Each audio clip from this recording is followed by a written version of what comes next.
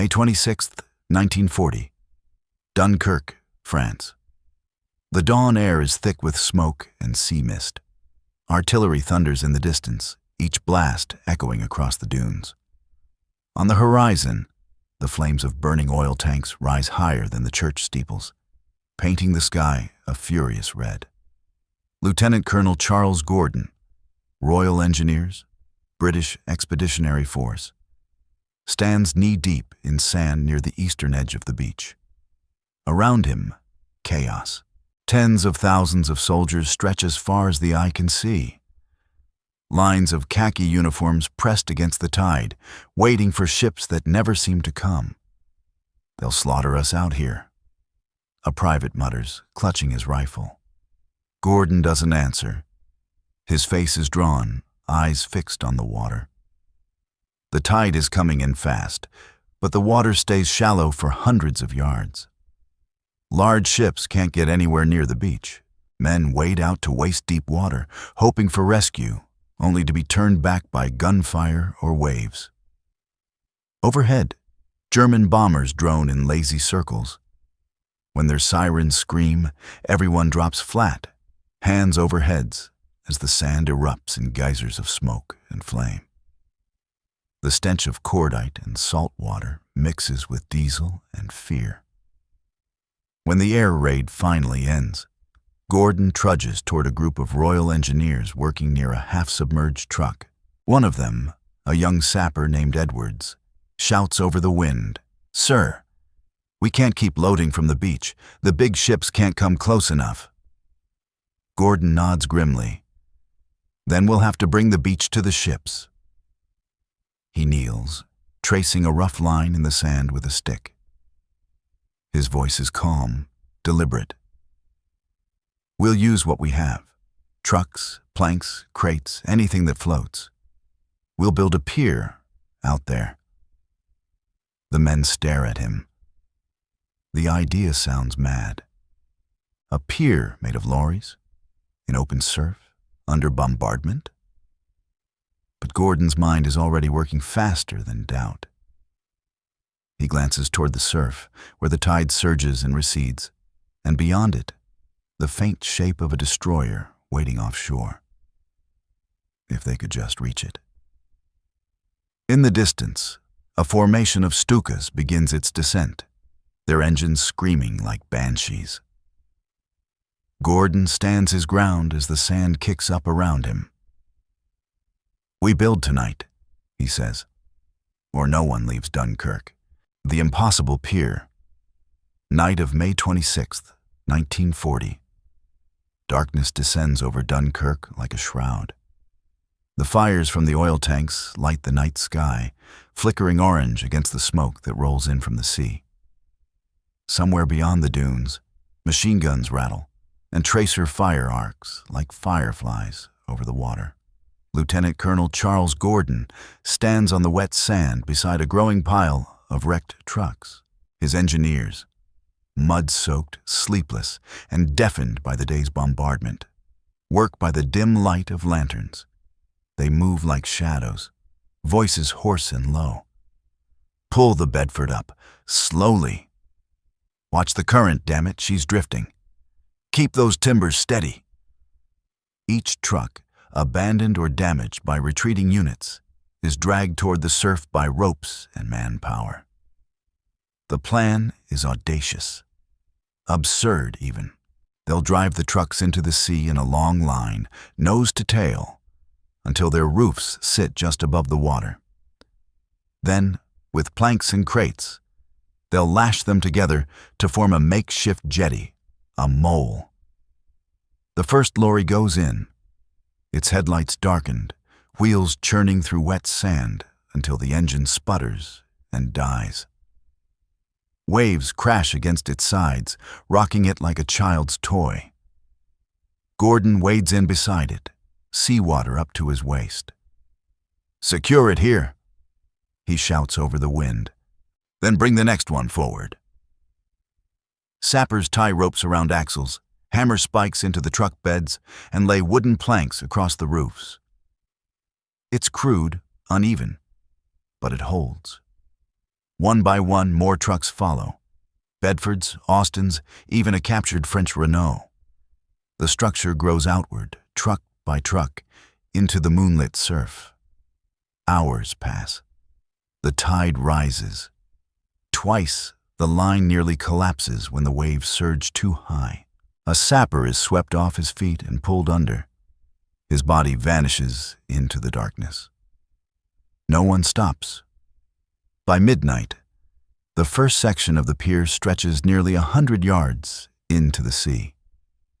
Exhausted men reinforce it with crates, barrels, and scavenged timbers.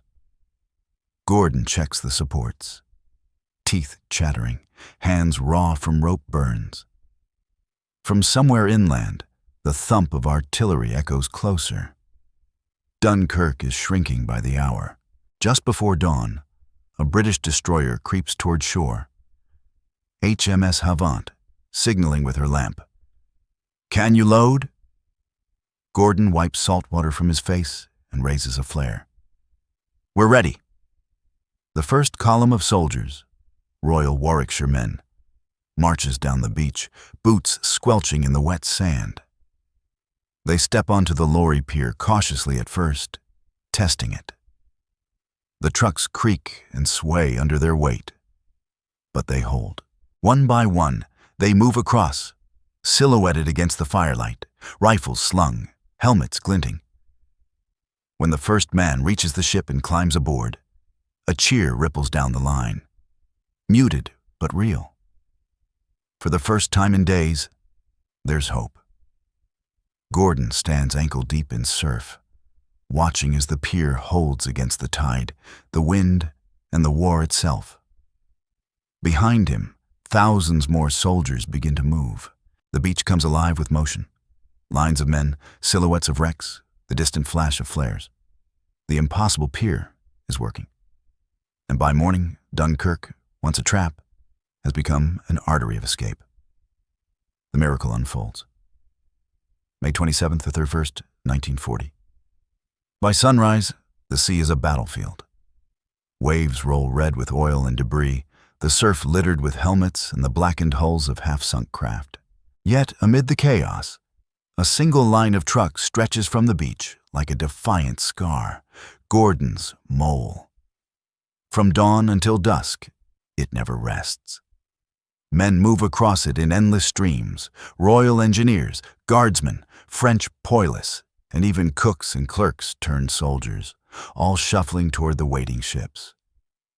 Every few minutes, a German plane swoops low, machine guns hammering the surf. The soldiers dive for cover, hugging the planks and truck roofs as bullets spark off metal. Then, when the aircraft vanish, they rise and keep moving. "Come on, lads," an officer shouts, voice ragged from smoke. "Keep it steady. Keep it moving." Lieutenant Colonel Gordon paces the length of the pier, his uniform soaked, his boots coated in oil and salt. Every few hours, he and his men patch new holes with whatever they can find. Timber scavenged from wrecked ships, spare tires, even the doors ripped off abandoned lorries. "This thing shouldn't stand," mutters one engineer as he hammers a plank into place. "Aye," Gordon replies, and yet it does. The tide is merciless, sometimes tearing entire sections away. But the engineers adapt, rebuilding faster than the sea can destroy. Nearby, other groups follow Gordon's example, creating new makeshift jetties, improvised piers of trucks, barrels, and pontoons, sprouting like desperate roots along the beach. By the second day, they're loading men by the thousands. Destroyers anchor as close as they dare, while smaller craft, motor launches, lifeboats, fishing boats, even pleasure yachts, weave between them, ferrying soldiers to the larger ships offshore. One Royal Navy officer, watching the scene from his binoculars, mutters in awe, "It's madness." And it's working. By nightfall, the horizon glows with ships, a floating city under fire. Searchlights cut across the haze, finding columns of men wading chest-deep in the surf, arms linked to keep from being swept away. Others climb onto the truck pier, faces illuminated by the orange reflection of burning fuel tanks on shore. When the Luftwaffe returns at dusk, the sound is deafening. Engines screaming, bombs whistling, the beach erupting in plumes of sand and steel. One explosion tears through the western edge of the pier, sending water and debris skyward. Men tumble into the surf. "Hold the line!" Gordon roars, voice hoarse. "Rebuild it, now!" Without waiting for orders, sappers sprint forward, dragging ropes and boards through the rising tide. They work blind, under fire, while the next column of soldiers keeps moving forward. Because stopping would mean death. By the third day, word spreads. The engineer's mole is saving thousands. Commanders redirect entire regiments to Gordon's sector. Soldiers whisper about the miracle on the beach, a pier made of lorries that defied the sea and the Germans alike. One corporal, watching from the dunes, shakes his head. "Never thought I'd thank a damn truck for saving my life." By May 30th, over 150,000 men have escaped. Every ship, from trawlers to destroyers, carries its limit and more. And still, they keep coming. Gordon hasn't slept in nearly 4 days. His hands are blistered, uniform black with oil. But he refuses to leave the shoreline. When a naval officer tells him he should rest, he simply replies, "When the last man boards, I'll rest." That night, standing on his creation, he watches the final convoy of the day fade into the darkness. Ships heavy with soldiers, their lights dimmed, their engines a low hum against the wind. He turns back to the beach, where tens of thousands still wait. The pier creaks under the waves, but holds. It has to. The last night at Dunkirk. June 2nd, 1940. The final night at Dunkirk is thick with fog and fire. The beach, once filled with endless columns of soldiers, is nearly empty now. Craters and wrecked vehicles scar the sand, while the distant boom of naval guns echoes like thunder across the channel. The sea glows faintly red, reflecting the burning fuel tanks that still rage behind the dunes. Lieutenant Colonel Charles Gordon stands at the water's edge beside what remains of his makeshift pier.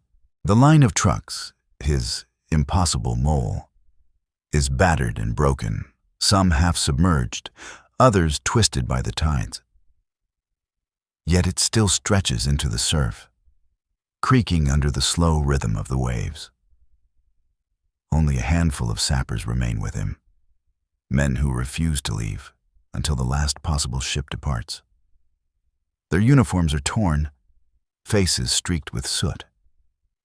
One of them, young Edwards, coughs through the smoke.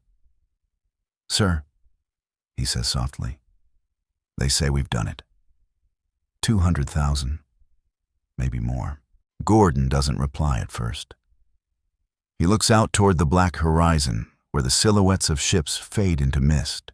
Destroyers, trawlers, tugboats, all crammed with the men they saved. "No," he says at last. "They did it.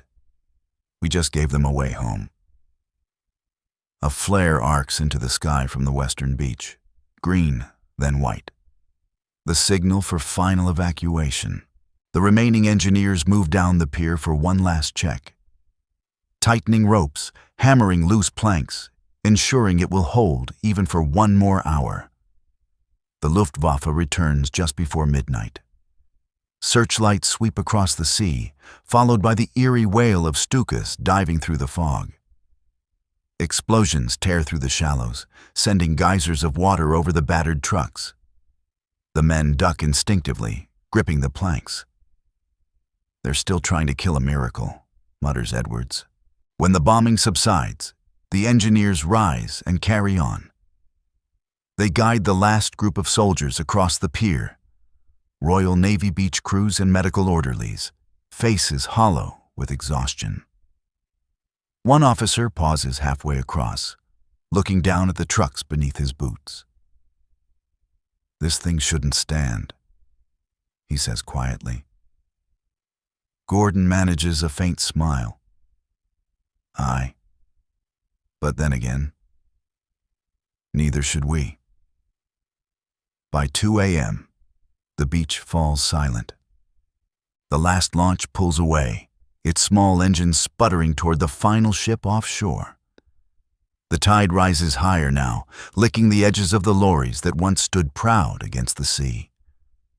Gordon steps onto the first truck, boots splashing in knee-deep water. He runs a gloved hand along the cold metal as if saying goodbye. Around him, the engineers gather their tools, ready to withdraw. In the darkness, the wind carries faint sounds from across the channel. Bells, perhaps, or just the echo of the sea. Britain is waiting. He turns to his men. "That's it, lads. Our work's done." They wade through the surf toward the final rescue craft. Behind them, the pier of trucks groans and shifts, pieces breaking away and vanishing beneath the waves. By dawn, it's almost gone. Only fragments remain jutting from the tide, battered and half-submerged. But it has done its job. Nearly 340,000 men have escaped the trap. When Gordon finally steps aboard the small patrol boat, he glances back one last time. The coastline of Dunkirk fades behind a wall of smoke and fire, the ruins of a miracle dissolving into history. He removes his helmet and breathes deeply, the salt air filling his lungs. "Built to fall apart," he murmurs. But it held long enough. As the boat turns toward England, the first light of dawn breaks over the horizon, revealing a sky washed clean of ash. The impossible pier, born of desperation, built by hand, and held together by courage, has vanished beneath the waves. But its legacy will outlast the sea. It was never meant to stand forever, only long enough to save a nation.